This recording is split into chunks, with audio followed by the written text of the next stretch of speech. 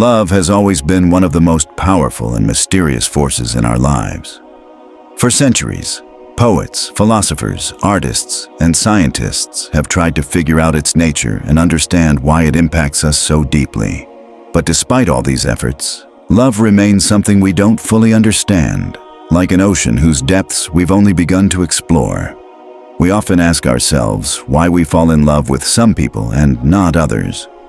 There's something almost magical about the fact that, out of the thousands of faces we encounter in our lifetime, only a few of them stir up that unique feeling we call love. It can seem like a random event, a twist of fate, or a coincidence that doesn't fit into our logical understanding. Some people say it's just biology, a natural reaction meant to keep our species going. Others talk about compatibility, shared values, or being in the right place at the right time. The most romantic believe it's destiny, soulmates, or even past life connections. Some scientists even explain it as a mix of chemicals and hormones that make us feel good when we're around certain people. Each of these explanations contains a piece of the truth, but none of them fully explain what love is. Deep down, there is a truth about love that, once we understand it, sheds light not only on love itself, but also on who we are as individuals. What I'm sharing with you today isn't just another theory about love. It's not a personal opinion or a philosophical idea, but a universal truth that goes beyond cultures, times, and experiences. A simple truth that has the power to change how you see and experience love. Behind all the songs, novels, and stories of love and heartbreak, there are two main reasons why we fall in love.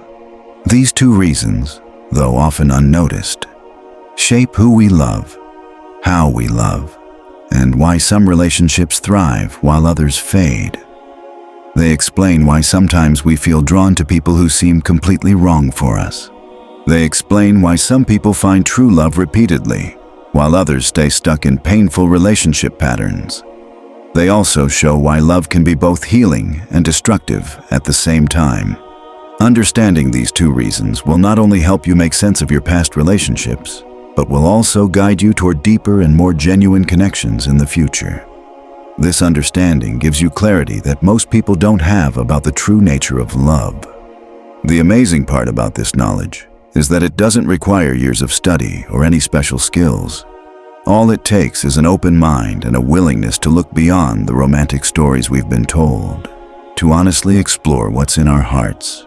Are you ready to find out why someone might fall in love with you? Are you open to seeing love not as something random, but as a mirror that reflects the deepest truths about who you are? Let's take this journey together to discover the heart of human love, a journey that will forever change how you understand your relationships and, more importantly, your relationship with yourself. The first big reason someone might fall in love with you is one of the most common, but also the most fragile. We can call it love by lack.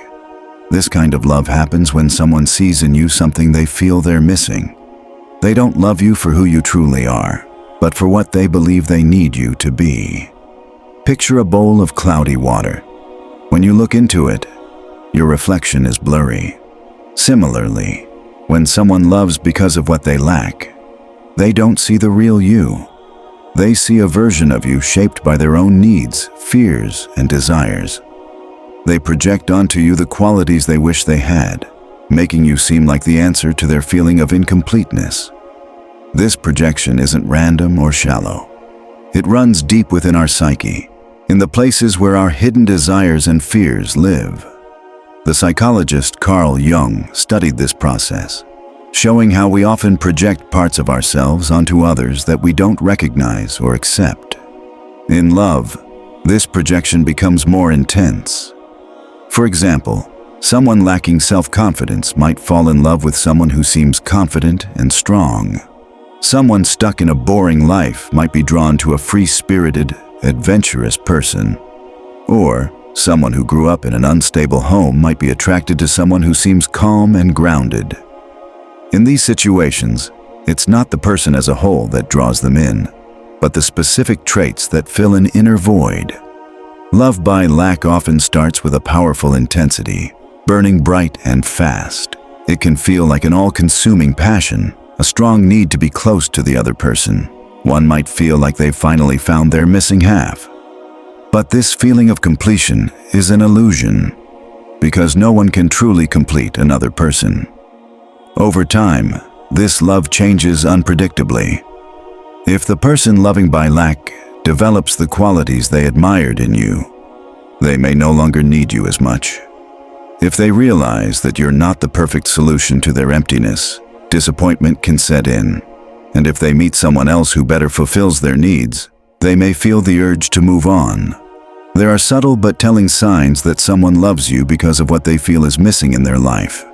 These can include an intense admiration for certain qualities, quickly jumping into a deep relationship, emotional dependence, constantly needing reassurance, and being overly jealous. Another sign is how uncomfortable they get with your imperfections, especially the qualities they admire in you. For example, if they love you for your strength, they might struggle when you show vulnerability. If they admire your sense of freedom, they may feel threatened when you express a desire for stability. Loving out of lack isn't necessarily bad or fake. It's just a stage in our growth as lovers. We've all loved like this at some point, seeking in someone else what we thought we were missing. It's a natural, though immature, form of love that reflects where we are emotionally. The paradox is that, although it seems focused on the other person, this kind of love is actually very self-centered. It doesn't see the other person as a whole, complex individual, but rather as a means to fill a void, heal a wound, or fix a problem. And that's where its weakness lies. When we love out of lack, the foundation is unstable because our needs and shortcomings change over time. When the lack that caused the love shifts, the love itself can crumble. It's like building a house on land that isn't yours. It might be beautiful and comfortable, but it doesn't truly belong to you, and someone else can take it back at any moment. Love born from lack has an expiration date, not because it's fake, but because it's tied to something that isn't permanent. Now that we've explored the first foundation of love, let's talk about the second one, which offers a more mature and lasting kind of love. One that doesn't come from a need, but from a mutual understanding. This kind of love, called love by recognition, comes from a place of fullness. It's not about filling a void. It's about seeing something of yourself reflected in another person. Imagine a calm, clear lake on a windless day. When you lean over, you see your reflection perfectly. That's how love by recognition works. The person sees you for who you really are, and in seeing you, they recognize something of themselves. This idea is rooted in what Jung called the knowledge of the soul. It's not just about liking the same things or having shared values. It's about a deeper, soul-level recognition. It's like two instruments tuned to the same frequency, naturally creating harmony. Think of how a tree grows toward the sun. It's not out of lack or desperation, but because it's in its nature to seek the light. It doesn't chase the sun anxiously. It simply turns toward it with quiet certainty. Similarly, love by recognition flows naturally, without the frantic energy of love born from lack. It's calm, authentic, and doesn't need constant validation. Unlike love born from lack, which often burns out quickly, love by recognition grows slowly and steadily. It's not a fast-burning fire, but a lasting flame that steadily lights the way. It might not be as dramatic or intense at first, but it builds on a strong foundation. In love by recognition, we don't love the other person for what they give us or how they make us feel. We love them for who they are. We see their strengths, weaknesses, virtues, and flaws, and we accept them as a whole. We don't put them on a pedestal or tear them down. We simply see and appreciate them. This kind of love comes with a freedom. It doesn't seek to possess or control. It doesn't cling in fear of losing the other person. It understands that to truly love someone, you must respect their independence and individuality. Love by recognition doesn't say, "I need you to complete me." It says, "I see you and I celebrate you for who you are." You can recognize love by recognition by its emotional stability. It doesn't have the emotional roller coaster that love born from lack often does, and it doesn't fade when the person we love shows a new or surprising side. Instead, it grows stronger with each new discovery of the other person's complexity. Another sign is the lack of anxiety about losing the other person. Someone who loves by recognition doesn't constantly fear the relationship will end. They know that the bond doesn't depend on external conditions, but on a deep connection that lasts, even through distance or time apart. Love by recognition is defined by its ability to support both people in growing together. It doesn't rely on the idea that the other person has to stay the same to meet certain needs. Instead, it embraces change, growth, and transformation. This love sees the other person's evolution as a natural part of life, not a threat. It's often found in people who have done inner work, accepted their own flaws, and built a healthy relationship with themselves. There's nothing forced about this love. You can only truly recognize in someone else what you've already accepted in yourself. Love by recognition has a timeless quality. It doesn't fade over the years or disappear when faced with challenges. In fact, it gets stronger in the face of obstacles, as these offer new opportunities for mutual growth.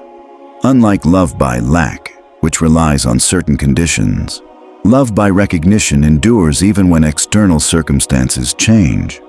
We don't love the other person for their looks, success, or social status.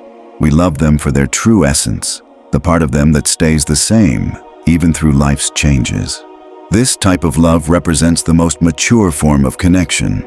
It isn't perfect and doesn't come without challenges, but it provides a solid foundation for a relationship that nurtures rather than drains, frees rather than controls, and lifts up rather than limits.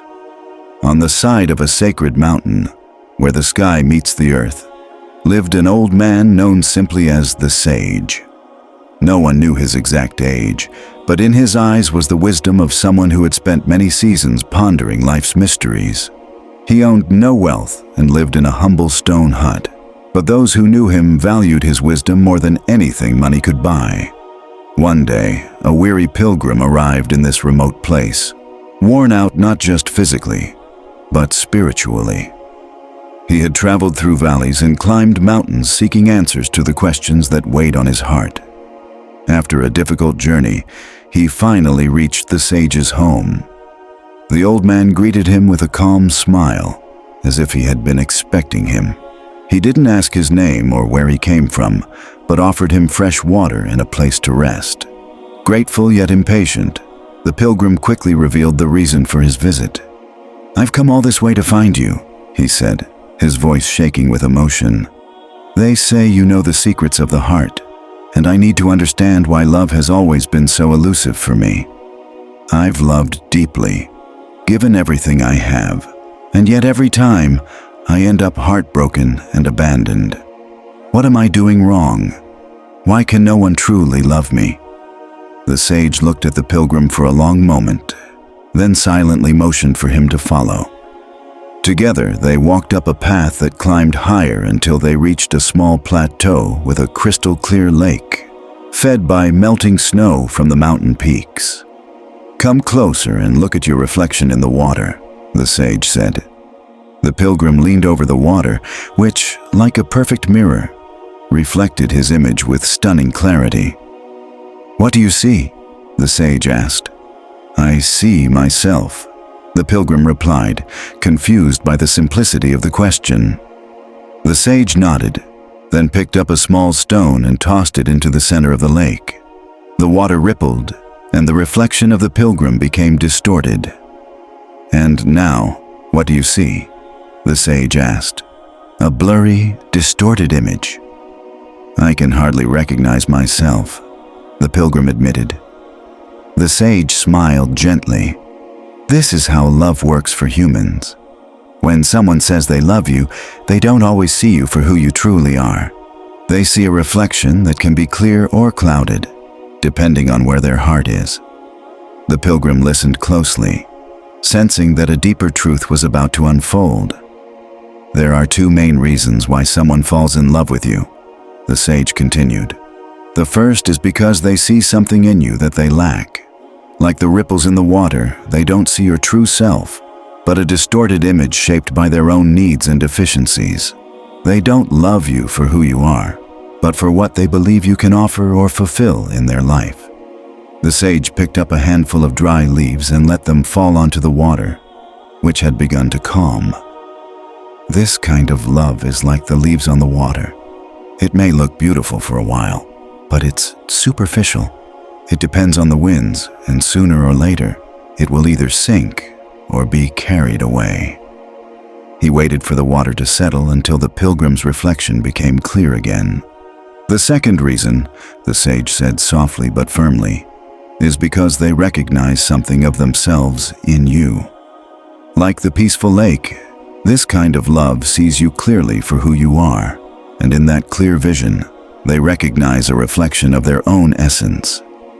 The sage pointed to the sky, where an eagle circled high above the lake. Look at the eagle flying over the water. It doesn't need the reflection to fly or to be what it is, but there's a connection, a silent echo, between the bird and its reflection. This is the second kind of love. It doesn't come from a lack, it comes from recognition. The pilgrim stayed quiet, thinking deeply as he gazed at the lake, feeling that a new understanding was beginning to grow within him. If you truly understand these two kinds of love, the sage continued, a key question arises. How can we build relationships based on recognition rather than lack? The answer doesn't lie in tricks or strategies to attract a specific kind of person. Ironically, it starts with stopping the search for love outside of ourselves and beginning to create it within. The change begins when we accept a basic truth. No external relationship can fill an internal emptiness. As long as we look to others to make us feel whole, we'll keep attracting relationships based on need. Only by nurturing our own inner wholeness can we allow love based on recognition to grow. This process of change doesn't happen overnight, and it's not a straight path. It's a journey of self-reflection that asks us to face our shadows, acknowledge our wounds, and take responsibility for our own happiness. It calls on us to let go of the illusion that someone else can complete us. Think of the moon in the night sky. It doesn't try to shine. It doesn't ask the ocean to react to its light. It doesn't beg for admiration from those who look at it. It simply exists in its full beauty, and this natural state attracts everything around it. The ocean aligns itself with the moon's energy without the moon needing to do anything but be itself.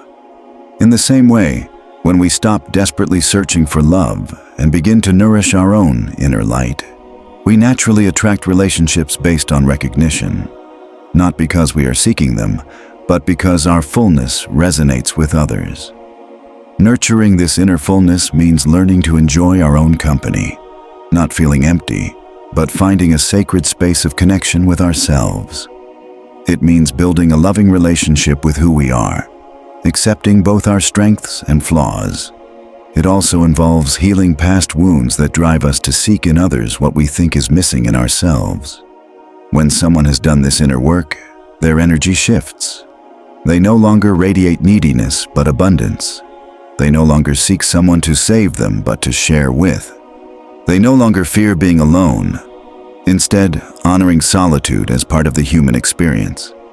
It's this transformation that opens the door to love based on mutual recognition. The beautiful irony of this journey is that when we no longer need love to feel complete, that's when we're most ready to experience it in its truest form. When we stop begging for affection, we begin to attract genuine connections. When we stop fearing abandonment, we create space for freeing relationships. It's not about becoming perfect or eliminating all vulnerability, but about finding fullness even in our imperfect humanity. It's about becoming like a lake with clear water where love can reflect truthfully, not as a cure for our flaws, but as a recognition of a shared essence. In this journey of self-discovery, we uncover a transformative truth. Love is not something we chase. It is something that reflects back to us. It's not a destination, but a mirror that shows us who we are. We've explored the 2 reasons why someone might fall in love with you: because they project their own deficiencies onto you, or because they recognize their own truth in you. We've seen that while the first form of love is intense, it carries the seeds of its own end, while the second can grow and strengthen over time. This realization sparks a quiet revolution in how we connect with others. It frees us from the constant pursuit of perfect love and makes us responsible for our own inner wholeness. It teaches us that to build more authentic relationships, it's not about finding the right person, but about becoming whole ourselves. So we no longer need to be completed by someone else. When you stop chasing love as a goal and instead focus on nurturing your own inner world, something magical happens. Love appears not as something to get, but as something you naturally radiate. Not as something you lack, but as something you offer from your abundance. Imagine your life as a mountain lake.